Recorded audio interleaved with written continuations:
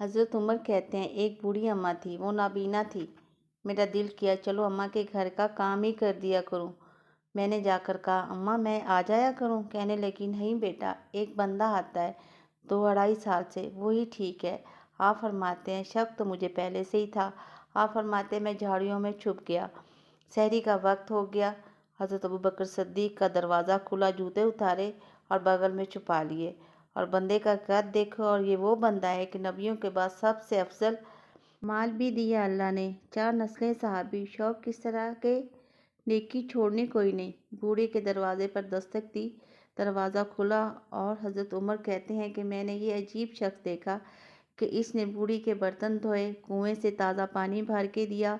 इतना अमीर बंदा हो कि उसके घर में झाड़ू दिया। आप फरमाते हैं, जब ये बाहर निकले तो मैं रो ही पड़ा और सज्जन से पूछा कि समझ में नहीं आता कि जूते उतार के बगल में क्यों दिए।